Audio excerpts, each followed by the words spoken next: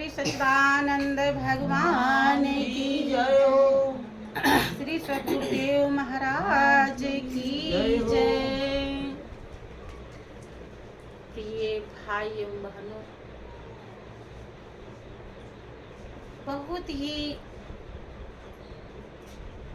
मालिक की असीम दया दृष्टि है, बहुत बड़ा सौभाग्य है जो हम जीवों को सत्संग का महापावन अवसर मिला हुआ है। अवसर मिल जाना सौभाग्यशाली कहलाता है, लेकिन अवसर का लाभ उठा लेना अति सौभाग्यशाली कहलाता है। देखें, जितने भी जीव जंतु इस दुनिया में हैं, 84 लाख योनियां हैं, वो भोग योनियां हैं। वो सुबह से शाम कुछ ऐसी भी योनियां हैं जो रात को भी अपने भोजन के ही तलाश में रहती हैं। लेकिन मनुष्य एक ऐसा जीवन है जो हर योनियों का सिरताज है कि 184 योन में मानुष देह पर धान, अब बिना भजन भगवान के चली अकारथ जान। 84 लाख जिंदगी में मनुष्य की जिंदगी प्रधान जिंदगी है, मेन जिंदगी है। अगर मनुष्य को इस धरती से अलग कर दिया जाए, निकाल दिया जाए, तो भाई एवं बहनों, ये धरती वीरान दिखाई पड़ेगी। लगेगा कि इस धरती पे कुछ भी नहीं। मनुष्य ही सबका श्रृंगार है, सभी योनियों का कारण कि यही एक ऐसा जीवन है जो भोग योनि और कर्म योनि दोनों है, जिसके कंधे पर मालिक ने 2 काम सौंप कर भेजा है, हरि का भजन और पेट का धंधा। क्योंकि यही एक ऐसा साधन है जिससे ये दोनों काम किया जा सकता है। पेट धंधे से हमारी शरीर पुष्ट होती है। शरीर में हमारे 2 चीजें हैं, आत्मा और शरीर। पेट धंधा जब होता है उससे शरीर को खुराक मिलता है, और जब भजन होता है तो उससे आत्मा को खुराक मिलता है।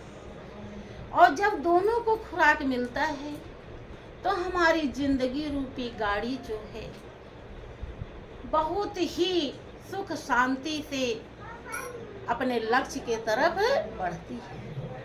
अगर दोनों को खुराक नहीं मिला तो हम अशांत, बेचैन, टेंशन में रहते हैं। चाहे जितना दुनिया का कोई भी चीज हो, धन दौलत, रुपया पैसा, बेटा बेटी, अगर आप ध्यान देंगे, गौर करेंगे तो समझ में आएगा कि ये सब मिलके भी हमारी आत्मा को संतुष्ट नहीं कर पाते, क्योंकि हमारी आत्मा सुख शांति आनंद चाहती है।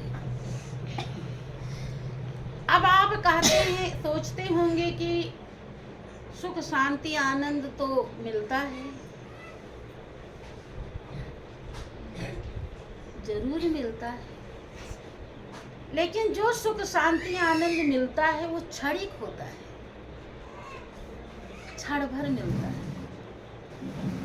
अगर इस आनंद, इस शांति से, सुख से आत्मा संतुष्ट हो जाती तो फिर कोई दिक्कत नहीं, फिर राजा को हस्ती मिटाने की जरूरत नहीं पड़ती कि मिटा दे अपनी हस्ती को। कर कुछ मर्तबा चाहे कि दाना खाक में मिलकर गुले गुलजार होता है। राजा को भी सुख शांति आनंद नहीं मिला जिसको आत्मा ढूंढ रही है। हम सबको लगता है कि हमारे ये कमी है वो कमी है, इसलिए हम सुखी नहीं हो पा रहे। लेकिन राजा के तो दुनिया की कोई भी कमी नहीं है, हर चीज ही रहती है, लेकिन फिर भी उन्हें नहीं मिला। कारण आनंद 3 प्रकार का बताया जाता है। 3 प्रकार का आनंद होता है। एक विषयानंद, एक काव्यानंद और एक ब्रह्मानंद।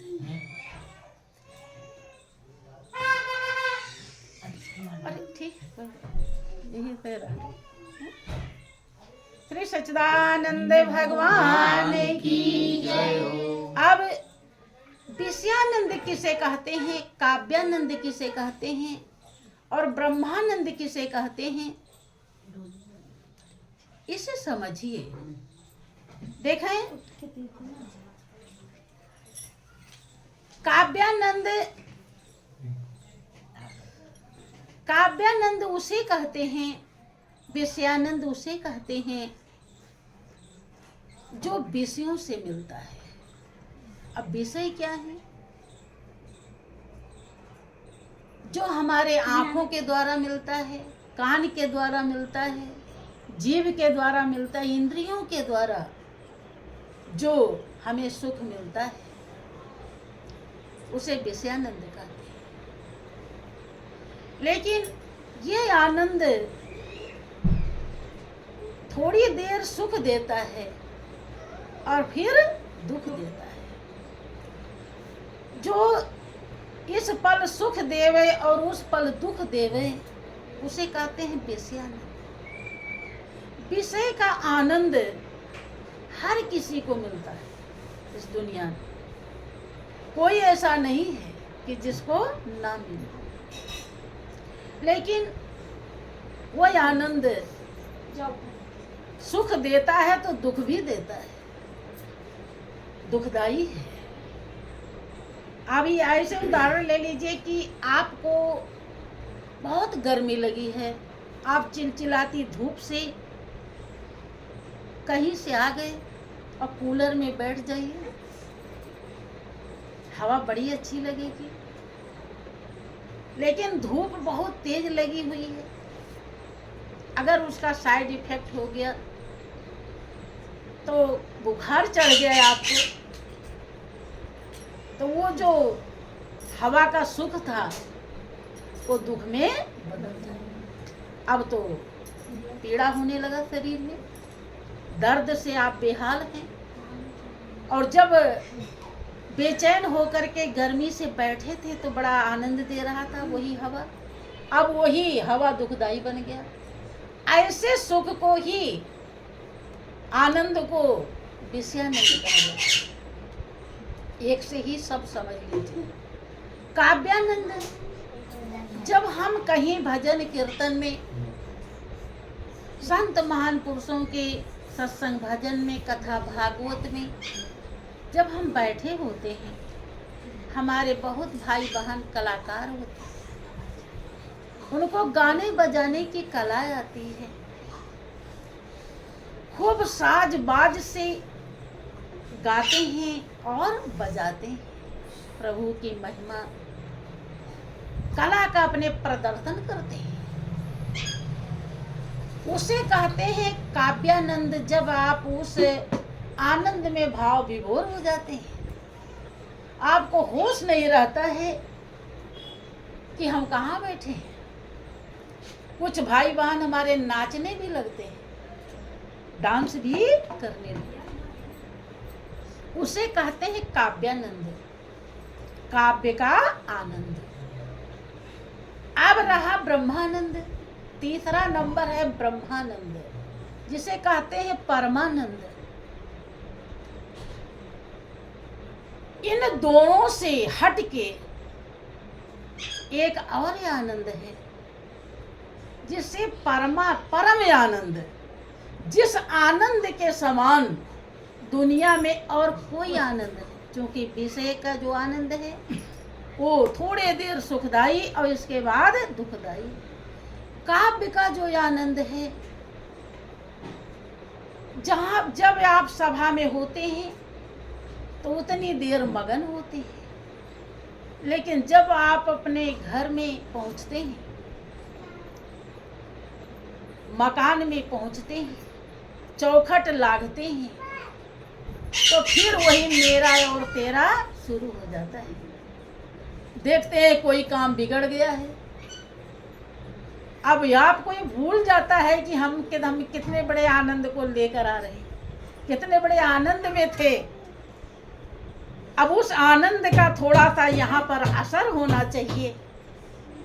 आप तू तड़ाक में लग जाते हैं, तूने ये क्यों नहीं किया, क्यों नहीं किया, ये नुकसान हो गया, वो होना चाहिए था, ये काम नहीं हुआ। फिर वही माया आपके ऊपर पूरी तरह सवार हो जाती है।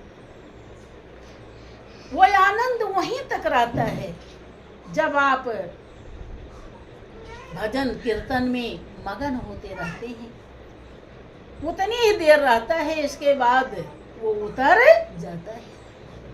लेकिन जो ब्रह्मानंद, परमानंद, ब्रह्म का आनंद है, ब्रह्म माने परमात्मा, भाइयों बहनों, वो हमारा जो मालिक है, वो हर पल हर क्षण रहता है। उससे कोई समय बचता नहीं। 24 घंटे का समय हमारे जीवन में होता है, हर समय वो मौजूद रहता है, हर घड़ी मौजूद रहता है। भूत, वर्तमान, भविष्य, तीनों काल में वो एक रस रहता है, उसमें कभी परिवर्तन नहीं होता है। और उस आनंद को हम हर समय प्राप्त कर सकते हैं। उस आनंद को गोपियों ने प्राप्त किया था। गोपियों को बताया जाता है कि पूर्व जन्म की ऋषि मुनि थी। देखें, जरा रोक के कहते हैं,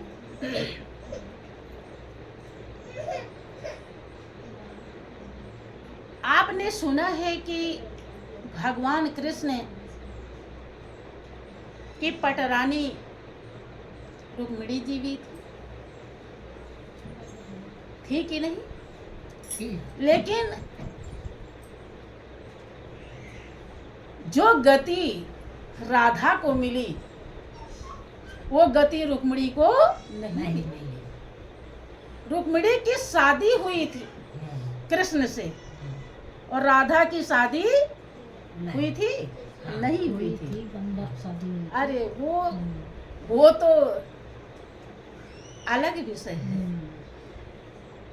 समझ रहे हैं। लेकिन जो दुनिया में है, अब क्या आप बता सकते हैं कि राधा की पूजा कृष्ण के साथ क्यों होती है? रुक्मिणी की नहीं होती, राधा की होती। क्या कारण? उसका ये कारण, ऐसा नहीं कि राधा के हृदय में ज्यादा प्रेम था और रुक्मिणी के हृदय में प्रेम नहीं था। रुक्मिणी ने अपने कुल खानदान को एक प्रकार से समझिए कि बर्बाद करवा दिया। भाई भी मारा गया, दुर्दशा हुई, बेइज्जती हुई ना, कलंक भी लगा। भाई भाग्य के कोई लड़की चली जाए तो कलंक ही तो है, दुनिया में तो कलंक ही माना जाता। कम प्रेम है, बहुत प्रेम है। बहुत वीर योद्धा से शादी उनका भाई करना चाह रहा था, लेकिन उससे शादी नहीं किया। भगवान कृष्ण के साथ वो आ जाती। क्या क्या उपाय किया कि हमें वो मिल जाए। और फिर भी उनकी पूजा नहीं होती। कारण कि राधा ने परमार्थ किया, राधा ने उस ब्रह्मानंद को जाना और दूसरे को जनाया। ये गोपियां राधा के प्रभाव से ही कृष्ण के चरणों में पहुंची, क्योंकि संस्कारी को ही कोई समझा सकता है। गोपियों के लिए बताया जाता है कि वो पूर्व जन्म की ऋषि मुनि थी, जो भगवान कृष्ण का साकार प्रेम पाने के लिए गोपी बन गई थी। और जब राधा ने उन्हें समझाया उनके सच्चाई उनके भलाई को, तो वो सब समझ गई। और जब समझ गई तो देखें, ज्ञानी कहे जाते उधो समझाने के लिए जाते। उस ब्रह्मानंद में हमेशा वो लीन रहती थी, जो आनंद एक पल के लिए कभी हटता नहीं है। अगर आपको यकीन नहीं है तो देखो, गोपियों से सीख ले सकते हैं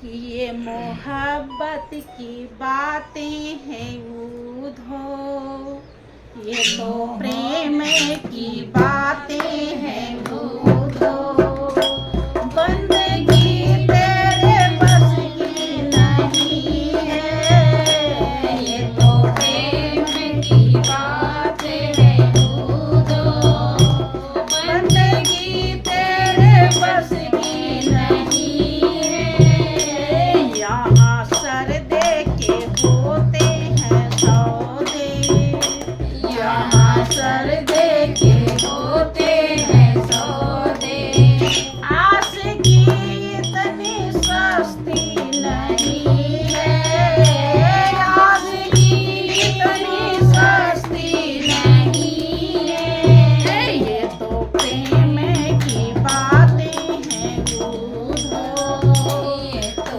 प्रेम की बातें हैं उधो, बंदगी तेरे बस की नहीं है, बंदगी तेरे बस की नहीं है। प्रेम वालों ने कब वक्त पूछा, उनकी पूजा है सुन अरे उधो, प्रेम वालों ने कब वक्त पूछा, उनकी पूजा है सुन अरे उधो, यहाँ दम दम पे होती है पूजा, यहाँ दम दम पे होती है पूजा, सर झुकाने की फुर्सत नहीं है, सर झुकाने की फुर्सत नहीं है। भाइयों बहनों, देखो गोपियां दर्शा रही हैं, दम माने होता श्वास। लोग कहते हैं तुम्हारे में दम है जो ये काम कर लोगे, श्वास में ही दम है। श्वास निकल जाए तो कोई ताकत रहेगी। और कभी कभी श्वास जिनका फूलने लगता है तो ताकत लगती है, फिर ताकत थक जाता है, वो ताकत नहीं रह जाती जो पहले थी। गोपियां कहती हैं कि आए उधो, यहाँ दम दम पे हर श्वास में पूजा हो रही है, सर झुकाने की भी फुर्सत है नहीं। अब अगर हम सर झुकाएंगे तो पूजा से ध्यान हटाना पड़ेगा।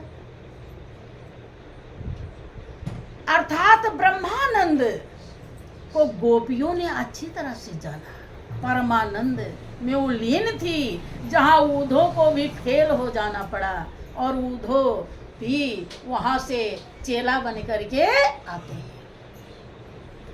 जब तक हम ब्रह्मानंद को प्राप्त नहीं होते तब तक हमारा जो कथनी है, किसी ने कहा कि कथनी मीठी खाड़ सी ओ करनी 20 किलो ओ कथनी छाड़ी करनी करे तो 20 अमृत हो। कहानी में देखो खूब प्रेम से लोग बड़े उमंग से गाते हैं।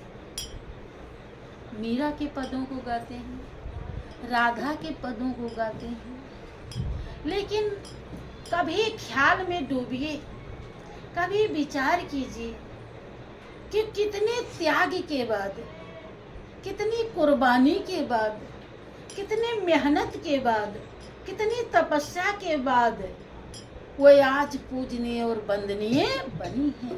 क्या क्या उन्होंने त्याग तपस्या किया भगवान के चरणों का प्रेम पाने के लिए, क्या नहीं किया उन्होंने। अगर हम इस बात पर गौर करें, ध्यान दें, तो क्या हम डांस कर पाएंगे?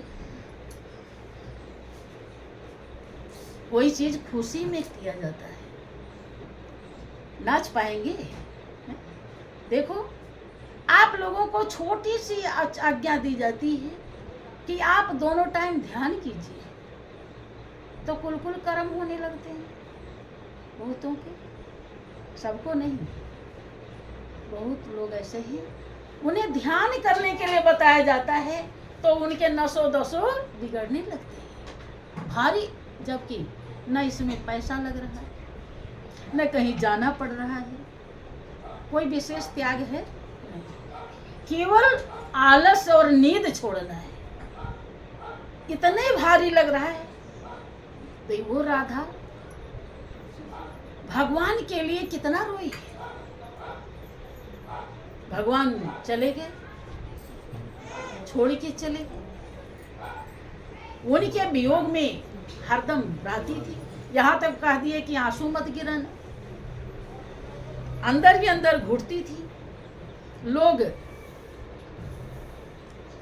क्या से क्या कलंक लगाने में भी नहीं पीछे रहते, कुछ से कुछ कह देते हैं, जिसको जो समझ होती है वो भी सहना। और जब भगवान हृदय में बस जाते हैं तो दुनिया की कोई चीज भी बसती और जब तक बस रही है तो प्रत्यक्ष प्रमाण के सामने संदेह को स्थान। इसका मतलब है कि भगवान अभी बसे, ये प्रमाण है। हाँ, सच्ची बातें थोड़ी कम अच्छी लगती हैं, लेकिन कहना पड़ेगा। अगर कहा न जाए, मैं मास्टर सोचे कि बच्चा जैसा सवाल लगा रहा है उसी में हमें नंबर दे देना चाहिए, चाहे वो गलत हो चाहे सही, तो वो बच्चा किसी लायक नहीं बन पाएगा। मास्टर हरदम कहते हैं कि तुम्हारी राइटिंग ठीक नहीं है, देखो ये सवाल गलत नहीं है, यहाँ दशमलव नहीं लगाया, यहाँ काटा नहीं, यहाँ यक्स रखना चाहिए था, यहाँ ये मानना चाहिए था। वो हर जगह काट पीट करता है, तब वो बच्चा सही सवाल निकालना सीख पाता है। ऐसे संत महान पुरुष है, उस ब्रह्मानंद में ले जाना चाहते हैं जहां हर पल पूजा हो रही है, जिसे सत्य का संग कहते हैं, सत्संग। ये तो उसकी महिमा है। यहाँ जो सुनाई जाती है उसकी महिमा है, जो आप भजन में गाते हो उसकी महिमा है, वो पद्य है, वो आपके हृदय में उतर जाए, आप हृदय में धारण कर लें। इसलिए सत्संग गद्य के रूप में आपको फिर से समझाया जाता है। पद्य के रूप में आप स्वयं गा लेते हैं, लेकिन जिन पदों को आप गाते हैं उन पदों पर आप विचार करें, इसलिए गद्य के माध्यम से समझाया जाता है, जिसे आम बोलचाल की भाषा में सत्संग कहते हैं, ताकि आप आसानी से समझ पाओ। आपको बहुतों को मन में क्या होता है कि वो पूजा पाठ करता है, व्रत उपवास करता है, बहुत तरह का नियम संयम करता है, उसे लगता है कि हम ज्यादा पुजारी हैं। लेकिन महापुरुषों के हिसाब से पूजा तब तक शुरू नहीं होता जब तक वो ब्रह्म का हृदय में अनुभव न हो जाए, उसका साक्षात्कार न हो जाए। क्योंकि ध्यान करने के लिए ध्येय की आवश्यकता है। हमारा जो ध्येय है वो हर पल हर क्षण मौजूद है। देखो, बहुत लोग बड़े नियम रखते हैं कि देखो अब ये मत छुओ, अब ये अपवित्र हो गया, अब वो पवित्र हो गया, अब ऐसा है तो अब ये घड़ी ही होता है। लेकिन जिसे ब्रह्मानंद की प्राप्ति, जिसे ब्रह्म का आनंद मिल जाता है, जो ब्रह्म को अपने हृदय में धारण कर लेता है, उसके लिए सब घड़ी एक समान हो जाती है। क्योंकि सब उसी की, सबको स्वीकार करना सीख जाता है। किसी ने कहा कि तेरे फूलों से भी प्यार, तेरे कांटों से भी प्यार, तेरे फूलों से भी प्यार, तेरे कांटों से भी प्यार, देना चाहे जो दे दे करतार, दुनिया के पालनहार, दुनिया के पालनहार। लेकिन भाइयों बहनों, आप ही के हित के लिए कभी थोड़ी सी गंभीर बात अगर संत महान पुरुष कह देते हैं, टाइट होकर के कह देते हैं, तो आप उसे ही नहीं बचा पाते हैं? वही आपके हृदय में आप दुखदाई सा दिखाई पड़ता है। लगता है कि देखो हम तो अच्छे हैं, हमको ऐसा कह रहे हैं। अब फूलों और कांटों से प्यार कैसे कर पाएंगे? बहुत ही कठिन है। हाँ, जिसने उस ब्रह्मानंद को जाना, हृदय में धारण किया, देखो धारण किया था मीरा ने, विष आ गया उनके सामने। उनकी ननद उदा कहती है कि मीरा उसको पीना मत। जब देने लगे तो वो कहती है नहीं, इसको मत पीना, जहर है। तो मीरा ने और जल्दी से छीन के पी लिया, क्योंकि प्रभु का दर्शन तो बहुत बार पाई थी। वो तो फूल था, लेकिन अब जहर कांटा बन के आया है। तो एक सिक्के के दो पहलू होते हैं, एक को हमने लिया है तो दूसरा भी हमें लेना ही। तो उतने खुशी से अगर दूसरे को भी ले लें तो जीवन धन्य हो जाता है। एक बात पूछूं माता जी? बहन बाद में पूछना। हाँ, हाँ, बोलिए प्रेम से श्री सच्चिदानंद भगवान की, श्री सद्गुरुदेव महाराज की। जो आनंद एक पल के लिए कभी अलग नहीं होता, वो हमेशा हमारे पास है, कहीं दूर नहीं। लेकिन हम वहां तक जब तक पहुंचे नहीं होते, तब तक हमारी पूजा कभी कभी होती है। कभी घंटा भर किए, कभी 2 घंटा कर लिए।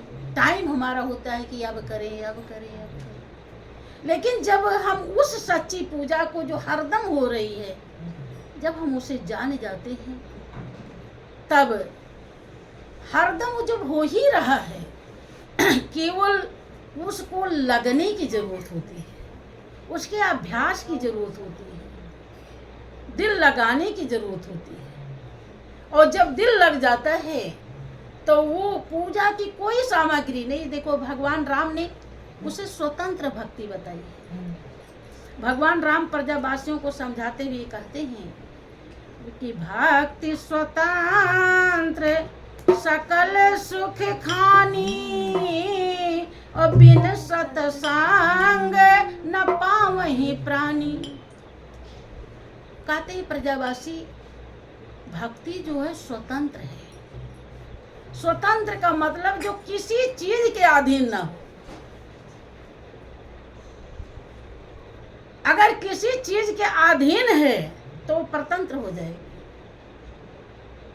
जैसे वो नहाने धोने के अधीन है, बिना नहाए धोए हम अगर पूजा नहीं कर सकते, तो अब 104 डिग्री बुखार चढ़ गया, अब कैसे होगा पूजा, कैसे नहीं? उसका भी रास्ता है, पूजा करने के नियम जिनका होते उनका रास्ता होता हाँ सुनिए, देखो आप अभी शांत रहिए, बाद में पूछिएगा।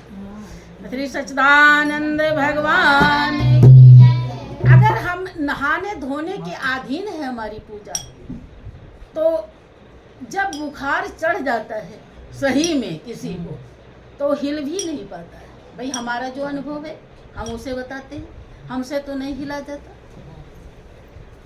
हमसे तो ये पूजा नहीं होती नहाने धोने वाली। उस समय जो हम जानते हैं वो बता रहे हैं, हो सकता है आप लोग ज़्यादा बलवान हो जाती हो।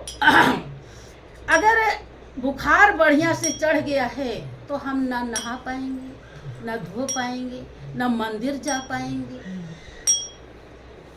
जब उठा ही नहीं जा रहा तो कैसे करेंगे? इसका मतलब है कि भक्ति परतंत्र हो गई। राम बता रहे भक्ति स्वतंत्र है और सब सुखों की खान है। लोग जो भक्ति बहुत लोग करते हैं कि वो स्वतंत्र भी नहीं होती, और वो कह रहे सुख की खान है, और लोगों की बेचैनी भी दूर नहीं होती। अगर सुख की खान मिल गया हो तो बेचैनी कैसे? अब या तो राम ही झूठे कह रहे हों और या हम उस सच्चाई को जानते नहीं। दोनों में एक ही बात सही है, दोनों तो सही नहीं हो सकती। तो हमारे ख्याल से तो राम झूठा नहीं कहेंगे। भक्ति स्वतंत्र है और सब सुखों की खान है, लेकिन उन्होंने कहा जब तक संत का संग कोई नहीं करेगा उस भक्ति को प्राप्त नहीं।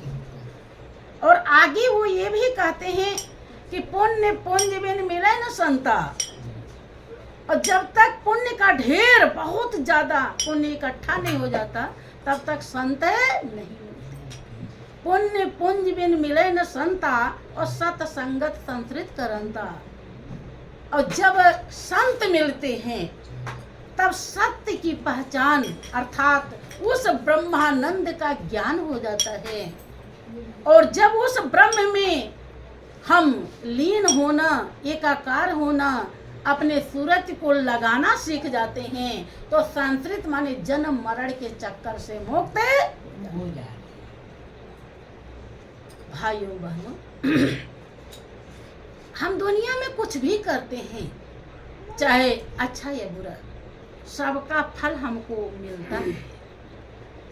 अगर हमने हृदय में कुछ भी अच्छा सोच लिया है उसका भी फल है, और बुरा सोच लिया है उसका भी फल है। कुछ भी हम हाथ पैर से मालिक के लिए कुछ भी करते हैं उसका भी फल है। कोई ऐसा चीज नहीं है दुनिया में, कोई ऐसे कर्म नहीं है कि जिसका फल आपको नहीं मिलता। लेकिन मनुष्य जीवन बड़ा सुखदायी, ये प्रभु को जान करके, हृदय में पहचान करके उस ब्रह्मानंद को प्राप्त करने के लिए मिला है। अब जितना आप करेंगे उतना आपको मिलेगा, लेकिन आपके जीवन का ध्येय और लक्ष्य ईश्वर की प्राप्ति है। शुभ कर्म तो बहुत लोग कमा लेते हैं, लेकिन ईश्वर को प्राप्त करने में वो पीछे रह जाते हैं।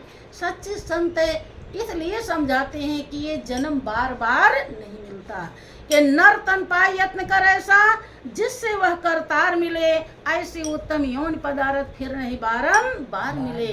कि 2 दिन जग में जीना है, इतने पर क्यों इतराते हो, और मेरी माया मेरी काया शोर मचाते जाते हो।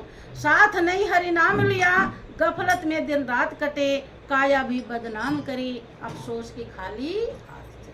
तो बोलिए प्रेम से श्री सद्गुरुदेव महाराज की।